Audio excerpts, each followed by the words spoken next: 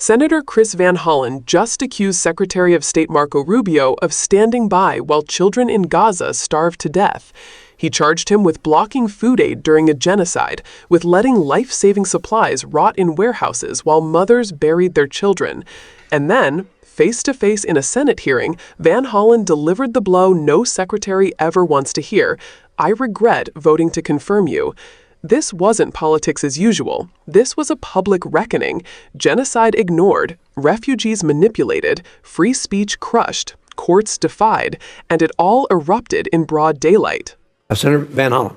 Thank you, Mr. Chairman. Mr. Secretary, you and I served together in Congress for 15 years. We didn't always agree, but I believe we shared some common values: a belief in defending democracy and human rights abroad, and honoring the Constitution at home. That's why I voted to confirm you. I believed you would stand up for those principles. You haven't. You've done the opposite. And you used to speak with conviction about the importance of foreign aid as a tool to advance American values and interests. Then you stood by while Elon Musk took a chainsaw to USAID and other assistance programs. That has left a staggering toll: broken trust with countries, openings for China and other adversaries, and countless preventable deaths of children and others. Take Sudan, for example. The freezing of U.S. humanitarian assistance forced the closure of nearly 80% of the emergency food kitchens there. 2 million famine-affected people were left without access to food. People died because of those actions: mothers, fathers, and children. Tons of emergency food that could have saved their lives was left rotting in warehouses because you and Elon Musk refused to let USAID do its job. Sudan is a country where, by the administration's own determination, a genocide is unfolding in Darfur. But here's where it goes from cruel to despicable. While cutting off food aid to Sudanese families living through an actual genocide, you're fast-tracking white South Africans for refugee status under a manufactured claim that they are the victims of genocide.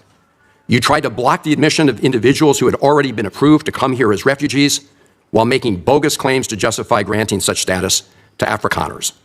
You've made a mockery of our country's refugee process, turning it into a system of global apartheid where political ideology and race, more than truth or need, matter. And while you've turned away from a genocide in Sudan and invented one in South Africa, you teamed up with President Trump to throw the Ukrainian people under the bus and have been played like a fiddle by Vladimir Putin. Of course, Donald Trump not only said he would end the war in Ukraine on day one, he also said he would end the war in Gaza on day one. And yet last week, you were all running around to Gulf states, giving away very sensitive American AI and chips technology, but doing nothing to end the war in Gaza and get the remaining hostages returned. Not once did you publicly call upon the Netanyahu government to end the blockade. Fortunately, other countries spoke out, and now we see a tiny trickle going in. Where have you focused your energy instead, Mr. Secretary? Well, your first trip as Secretary of State was to El Salvador, not to promote democracy, but to cozy up to President Bukele, who calls himself the world's coolest dictator. The result was a cash for collusion deal to deprive people living in America of their constitutional rights to due process. The Supreme Court, in a 9-0 decision, instructed you to facilitate the return to the United States of Abrego Garcia, who the administration admitted was wrongfully deported to El Salvador. Your response? You've openly flouted judicial orders. When asked whether you have been in touch with El Salvador to return Abrego Garcia, you boasted, quote, "I would never tell you that. And you know who else I would never tell? A judge." Clearly, you don't care about the Fifth Amendment right to due process, and you don't care about the First Amendment either, since you've been very busy snatching students off of college campuses for exercising their right to free speech. You dredged up a relic from the McCarthy era to claim that student protesters posed a threat to the foreign policy of the United States. Give me a break, Mr. Secretary. You know as well as I do this isn't about national security, it's about punishing free speech. And you know that in America, the government doesn't get to use its power to punish speech it doesn't like. Yet in March, you boasted about revoking student visas, saying, and I'm quoting, "We do it every day. Every time I find one of these lunatics, I take away their visa," unquote. Let's look at one of those lunatics, Mr. Secretary, Ms. Ozturk. Her crime was co-authoring an op-ed in her college paper critical of Tufts University's response to the war in Gaza. Your own department found 0 links to terrorism, no anti-Semitic statements, but you still yanked her visa and shipped her off to detention in Louisiana. And the list goes on and on. The federal judge in the case of Mohsen Madawi, who is the Columbia student who was ambushed by federal agents at his citizenship appointment, said, and I quote, this is the judge, "Legal residents not charged with crimes or misconduct are being arrested and threatened with deportation for stating their views on the political issues of the day. Our nation has seen times like this before, especially during the Red Scare and Palmer raids.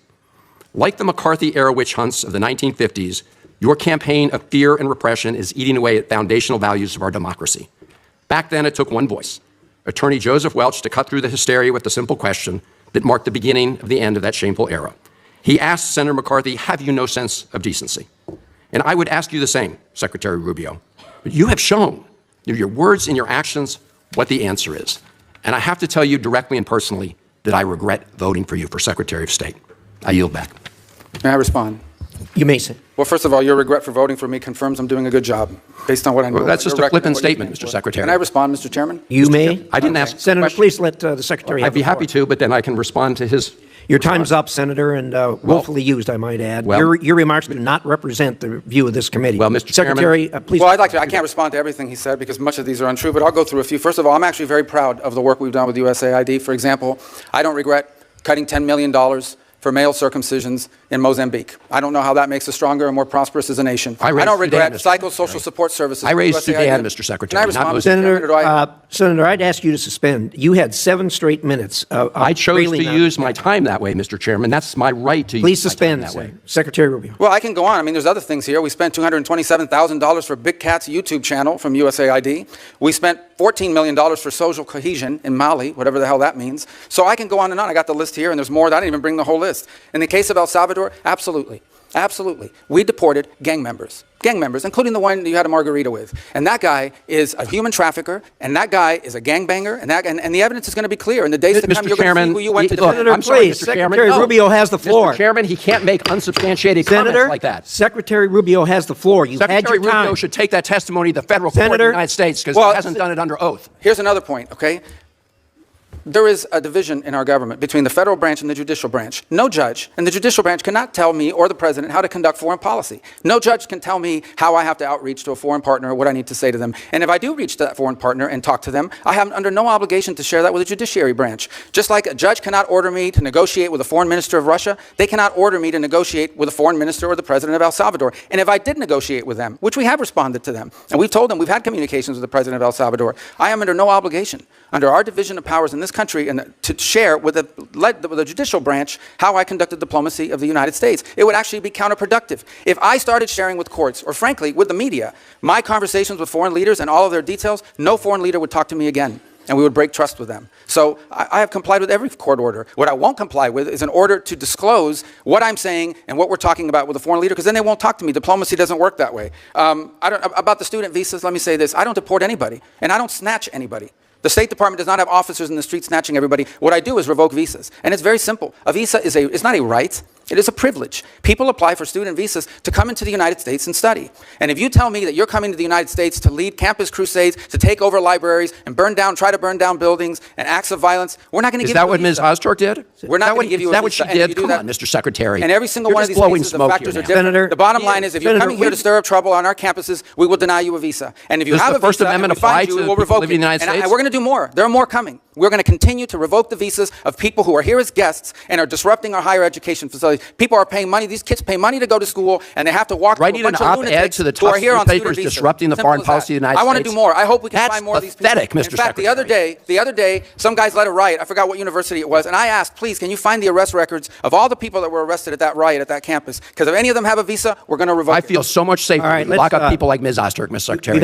We've had enough time on the subject. Thank you very much. When a U.S. Senator looks a Secretary of State directly in the eye and says, I regret voting to confirm you, that's not just political theater. That's a seismic moment in American governance. What we just witnessed with Senator Chris Van Hollen confronting Secretary Marco Rubio was not a minor disagreement over policy. It was a full-blown indictment of leadership, of moral failure, and of the dangerous direction America risks sliding into. And to understand the weight of this moment, we need to slow down, unpack what was said, and connect the dots that the headlines alone will never give you. Van Hollen began by reminding Rubio of their shared years in Congress, years where, even if they disagreed, there was still some baseline of shared values: defending democracy, protecting human rights, and upholding the Constitution. That's why Van Hollen said he voted to confirm him as Secretary of State. But here's where it turns. He tells Rubio to his face that he's done the opposite, that instead of defending democracy, he's betrayed it. Instead of standing up for human rights, he's enabled abuses. That's not just a policy critique, that's a charge of moral corruption. Look at Sudan. Van Hollen lays it out clearly. U.S. aid was cut off under Rubio's watch, with Elon Musk's influence lurking in the background. What was the result? 80% of food kitchens closed, 2 million famine-affected people left with no food, children dying, food aid literally rotting in warehouses because U.S. leadership refused to allow it through. And this is in a country where the administration itself admits genocide is unfolding. Pause and think about that. Genocide, starvation, preventable deaths, and the United States, the nation that so often brands itself as the champion of humanitarian values, standing by and doing nothing. That's not just cruel. Van Hollen called it what it is: despicable. And yet, at the same time, Rubio's State Department has been fast-tracking refugee status for white South Africans, leaning into a debunked narrative of so-called genocide against Afrikaners. What does that reveal? It suggests a racialized, ideological approach to refugee policy, where who you are and what you believe matters more than whether you're actually in danger. That's not immigration policy. That's apartheid politics dressed up in bureaucracy. Then came Ukraine and Gaza, two flashpoints of global crisis. Rubio has aligned himself with Trump's approach, undermining Ukrainian resistance, and, in Gaza, looking the other way while Israel imposed a blockade so strict that for nearly 3 months no food entered the territory. Families starving, children dying of malnutrition, food stockpiles sitting unused at the border. International law is clear. Deliberate starvation of civilians is a war crime. Cindy McCain, not exactly a radical voice, called it what it is: families starving while food is deliberately withheld. Van Hollen asked, where was Rubio? Silent. No public pressure on Netanyahu, no push for aid, no defense of the most basic humanitarian principle that starving children should be fed. Then Van Hollen turned to El Salvador, where Rubio cozied up to President Bukele, who literally calls himself the world's coolest dictator, and ignored a unanimous Supreme Court ruling to return a man wrongfully deported. Think about that. A 9-0 Supreme Court decision, and the Secretary of State openly flouting it. That's not just about El Salvador. That's about whether constitutional checks and balances still mean anything. Rubio's response was essentially, no judge can tell me how to do foreign policy. That's not separation of powers. That's an executive branch claiming it's above the law. And it doesn't stop there. Rubio has used his position to revoke student visas from young people whose only crime was exercising free speech on American campuses. He dredged up a McCarthy-era law, painting student protest as a threat to national security. Think about the chilling effect here. If students know their visas can be snatched for writing an op-ed or attending a rally, what happens to dissent, debate, and democracy?